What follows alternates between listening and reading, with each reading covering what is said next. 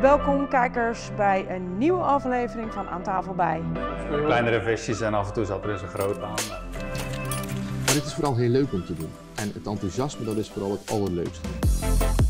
Welkom bij Natuurboerderij Ondersteboven. Wij blijven gewoon rechtop zitten, want ik ga praten met Arnold Mannaert. We zitten hier in Ossenisse. Ja, en jij weet er alles van. En ik zie hier 4 boeken en ik denk, Ossenisse is heel erg klein. Ja. En dan kan je 4 boeken voor overschrijven. Ja, we hadden 5 uiteindelijk, hè? 5, oh ja. Ja, want dan komt er nog eentje bewoners en migranten. Waardoor het dorp, de hele geschiedenis van het dorp hier dan op tafel ligt. Dan ben ik wel een klein beetje apetrots, moet ik eerlijk zeggen. Want het begon met een klein boekje. Omdat ik ooit in versteend verleden van Georges Poncelet een keer had gelezen dat er in het dorp wel 32 cafés waren vroeger. Ja, volgens mij hadden al die dorpen hier in de regio, als je 1 bak bier had, dat mocht je je café noemen. Ja, maar ja, vroeger waren het niet alleen cafés, moet ik wel zeggen. Want ik heb wel geleerd met het schrijven van het boekje dat het allemaal cafés waren, maar met een herberg, een slaapgelegenheid en een winkeltje. En dat had natuurlijk een oorzaak. Nee, want vroeger was het zo dat we hadden een haventje in Zeedorp. Ja. En de mensen niks ging over land, het ging bijna allemaal over zee. Bieten, graan, zelfs verhuizingen gingen over zee, over Tjalken. Dus wat je merkt is dat er in een bepaald seizoen, met name in het bietenseizoen, grote puinhoop in Zeedorp. Maar dat er gewoon allerlei arbeiders uit de hele streek naartoe kwamen. En dat was niet voor een dag, maar dan moesten ze weer terug. Dus die bleven daar allemaal slapen. Ja, misschien wel eens hangen als er een leuk meisje was? Families trokken meestal niet ver weg. Het zat dikwijls in de buurt. Georges Poncelet had daar nog een mooie opmerking voor, geloof ik. Maar ik kan me niet meer goed herinneren wat dat was. Maar goed, het was dus rond Zeedorp hadden we een 7-tal cafés. Ik ben er uiteindelijk tot 23 gekomen, dus 32 heb ik nooit gehaald. Oké. Maar dat is nog voor zo'n kleine nederzetting? Maximaal heb ik ooit gezien 700 bewoners. Dus dat was toch wel meer dan nu, want nu zitten we rond de 350, denk ik. Maar dus rond Zeedorp zaten er al een stuk of 7. En dan had je natuurlijk het centrum van het dorp. De kerk? de kerk, maar ook de kern van het dorp. Ja, zaten er ook nog een stuk of 7. En dan had je ook nog een molen aan de Wagenhoek. En rond die molen gebeurde eigenlijk precies hetzelfde. Veel bedrijvigheid. Ja, mensen kwamen daar naartoe, bleven daar dan slapen. Wilden natuurlijk een versnapering, wilden ook een lekker biertje kunnen drinken. En het was een beetje tegen elkaar opboksen hoeveel liter bier er per locatie werd verkocht, begreep ik. Oké, nou ja, ik denk dat dat nog wel is dat je je omzet natuurlijk zo hoog mogelijk wil hebben. Ja. Maar waar komt die fascinatie, behalve dat je zelf geboren bent in Ossenisse, waar komt die fascinatie dan vandaan om dan ook nog eens uit te zoeken wie er gewoond heeft en wat zich er allemaal afspeelt? Ja, zoiets groeit. Je begint met een uitdaging om dan die cafés uit te zoeken. En dan kom je al heel snel familie tegen, want ik ben op de Lageweg geboren. Dus ja, een Van de Velpen en een Valks, ja, die kom je gewoon overal tegen. En dan, dat wil ik dan ook weten. En zo, en toen dacht ik, nou, weet je wat, we maken er een hele historie van het dorp van. Toen wist ik nog niet hoeveel delen. Later begon dat te groeien, dat het in 5 delen wel moest kunnen. Oh, daar had je echt ook over ogen om 5 delen. Want ik denk, je begint met de boerderij is natuurlijk een heel belangrijk. Je hebt ook al gelijk deel 1 staat erop gedrukt. Hè? Dus dan denk ik van, bij je eerste boek was je ook echt al van plan om er 5 van te maken. Toen ik deze klaar had, toen had ik wel al zicht op ik had nog geen namen voor de volgende, maar ik had wel zicht op. Het moet een aantal delen worden en het moet een boekwerk worden waar er een aantal in zitten. En dan, omdat die historie natuurlijk niet helemaal duidelijk is en dat we hebben het er ook al over gehad, is dat je vragen gaat stellen en je krijgt vragen van anderen en je krijgt correcties en aanvullingen. Dus we hebben in cafés er inmiddels 2 cafés bijgevonden. En dat is een werkboekje, dat gaat groeien. Dus in eerste instantie heeft het ook geen ISBN-nummer gekregen, maar heb ik het als werkboekjes geïntroduceerd. En ook gevraagd, eigenlijk zou je een herdruk moeten maken. Ja, maar dat komt ook, want dit is inmiddels al het 3e deel. Dus, dat wordt dus aangevuld als er een nieuwe druk komt. Het lijkt me ook moeilijk, want heel veel mensen leven er gewoon niet meer. Nee. En mensen trekken ook weg uit de streek. Dus je hebt het over nu veel minder inwoners in Ossenisse als zoveel jaar geleden. Ja, maar de vragen zijn er wel. En de vroegere bewoners zijn nou de eerste natuurlijk die bij een boekpresentatie komen. En die willen weten van wat heeft hij nou weer gevonden. Dan komen soms oude foto's tegen. Want, we hebben nou net de boekpresentatie van deel 4 gehad. En dat gaat over ambachten en beroepen. En daar komen de winkels kom je daar tegen. En komen mensen ook uit zichzelf, omdat ze weten dat je daar zo mee bezig bent van... Oh, maar ik heb nog een foto van... Mijn pa had de eerste, weet ik veel wat voor machine. Ja, maar ik zoek dan, dus in dat deel 4 heb je dan vervolgens de kleermaker van vroeger. Fred Dobbelaar kent iedereen van het dorp. En dan kom je via in contact met Jenny Dobbelaar, een dochter, die natuurlijk hier niet meer woont.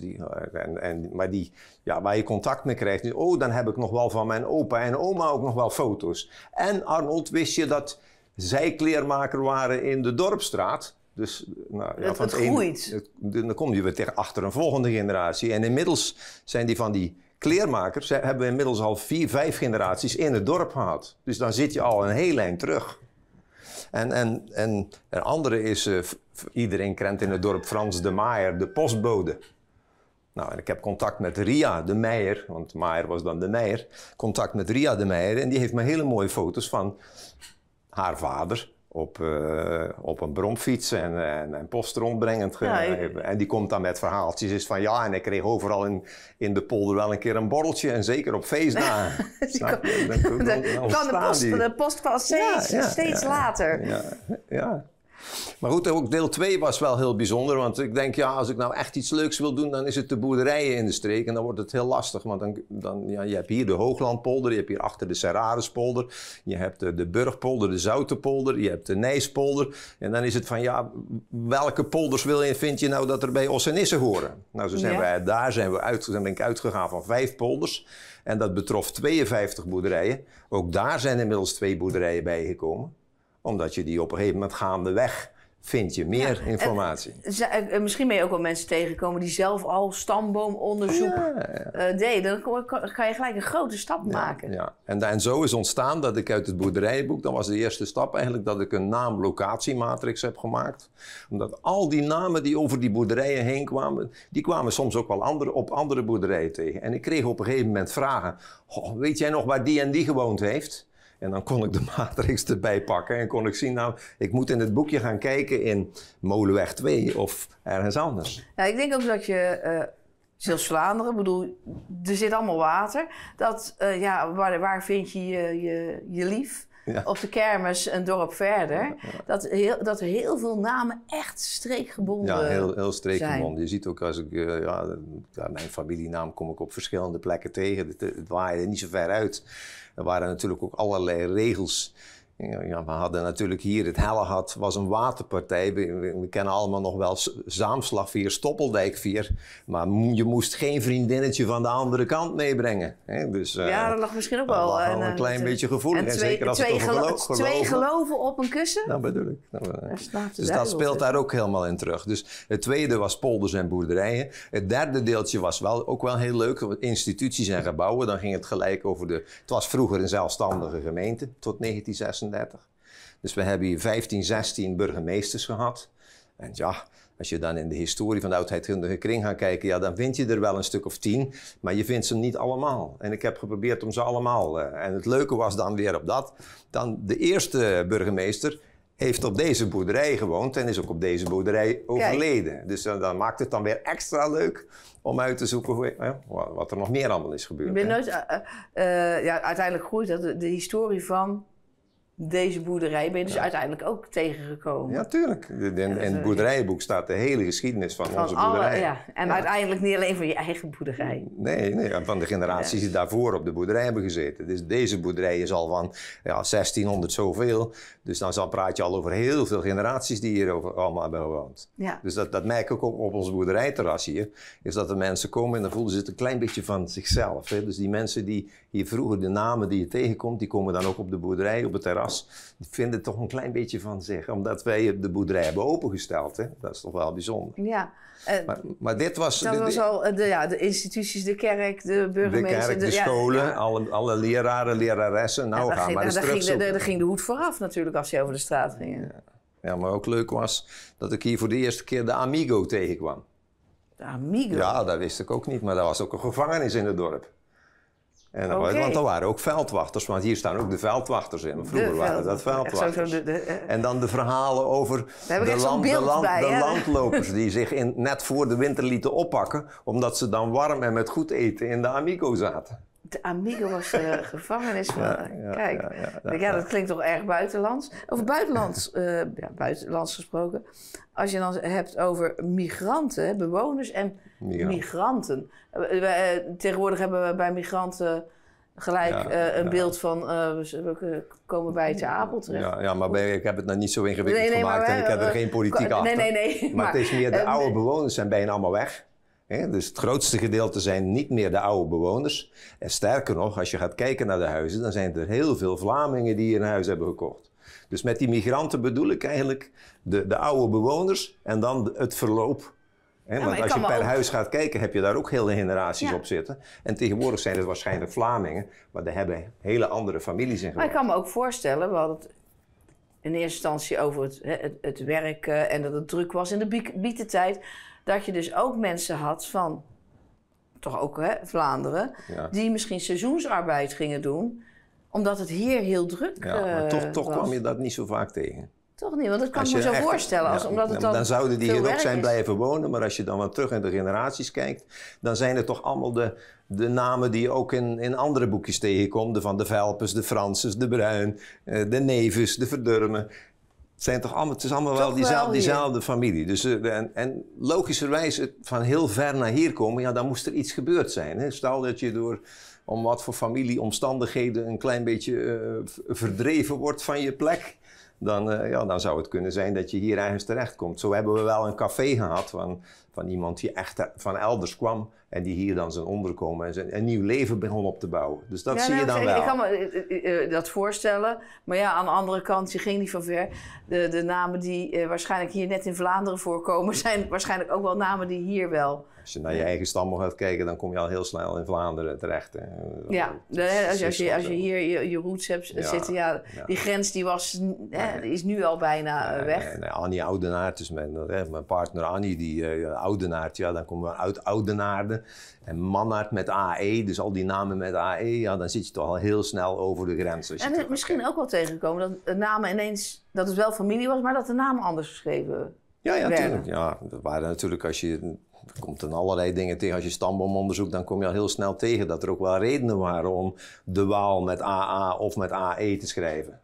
En als je op een gegeven moment neven en nichten trouwen, dat was lastig. Dan moest je al toestemming van een bisschop hebben of wat dan ook. En als je dat nou niet wilde, dan kon je dat redelijk verbasteren door gewoon een iets andere naam op te geven en dan viel het niet op. Of je had misschien ruzie met de familie of ik vond het chiquer. Ja, maar zulke soort dingen gebeurden inderdaad wel. Maar vergis je ook niet in het namen opschrijven op het moment dat je een geboorte ging mensen aangeven. konden natuurlijk in eerste instantie zelf niet schrijven als we heel lang teruggaan. Dan, Maar ook andere redenen. Hè. Ik had pas geleden iemand die zat aan tafel en die begon te praten en die zat er een uur later nog. En die zei, je moet je ook voorstellen dat als je een geboorte had, dan was dat een hele positieve, vrolijke happening. En dan was nog wel eens een borreltje gedronken. En dan krijg je ook rare dingen natuurlijk. Hè. Als je het verkeerd gaat uitspreken en het werd per slot van rekening ook maar gewoon opgeschreven zo het werd gehoord. Dus daar zit een hele rijkdom aan dan zal ik even de kijkers thuis geruststellen. Hier zit gewoon water in. Want we begonnen natuurlijk met de postbode die overal een borreltje kreeg. De 30 cafés die er geweest moeten zijn. Volgens Georges Poncelet zijn het er 32 geweest. Ik heb er 23 boven water kunnen halen. Kijk, dat is nog best wel wat voor een paar honderd inwoners. Ja. En dan de verschrijvingen bij de aangifte. Omdat vader misschien ook al een borreltje genuttigd had op de geboorte van zijn zoveelste kind. Hoeveel was het grootste gezin wat je tegengekomen bent? Nou, met je 11, 12 is toch wel heel gebruikelijk. Maar om nou niet zo ver van huis te blijven. De Leo Warres, de huidige familie die hier op deze boerderij zit. Leo Warres is hier achter in de Serrarispolder geboren. En zijn ouders waren Jan Francis Warres. Hij hangt hier aan de muur. En Apollonia Dont. En zij hadden 16 kinderen. Maar ze hadden ook nog een dochter, waar heel snel iets mee misging. En die 3, 4 kinderen namen ze ook nog maar eens op de boerderij. En dat en dan zit je dus op een boerderij met, ja, zeg het maar, 16 tot 20 kinderen. Nou, ik geef het je te doen. En als je dan gaat kijken in wat voor levensperiode die kinderen dan nog zijn verwekt, ja, dan denk je helemaal, hoe is het mogelijk? Wat deden die nog anders? Ja, eigenlijk geweldig. En heeft u nou die boekpresentatie pas gemist? Duik eens in de geschiedenis van Ossenisse en misschien kriebelt het dan wel om eens de geschiedenis van uw eigen dorp te onderzoeken. Ja, Arnold, super bedankt dat we in jouw mooie boerderij te gast mochten zijn en konden genieten van de verhalen die jij in je boeken weet te brengen. En Wils kan ik ze denk ik ook wel, als mensen zeggen, ik wil ze nog een keer nalezen. Bij het, wat vroeger VVV was, maar bezoekersmanagement in Hulst liggen ze ook. Dus. Bent u benieuwd? Graag tot de volgende keer bij Omroep ZVL. Tadaa.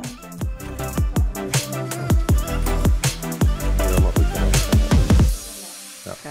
En? Vond je het leuk? Ja, ik vind het leuk. Vond het interessant?